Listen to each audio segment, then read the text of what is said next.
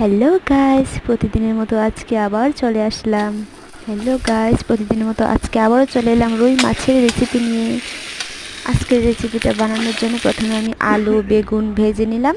রুই মাছের রেসিপিটি বানানোর জন্য প্রথমে আমি আলু বেগুন এগুলো ভেজে নিলাম। তারপর রুই মাছগুলিকে ভেজে নিলাম।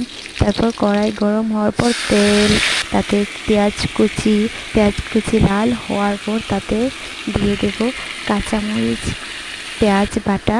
তারপর দিয়ে দেব শুকনো মরিচ গুঁড়ো, জিরে গুঁড়ো, ধনে গুঁড়ো। তারপর বাজার থেকে নিয়ে আসা রুই মাছগুলো এইভাবে ভেজে নিলাম। কড়াইতে তেল বসিয়ে দিয়ে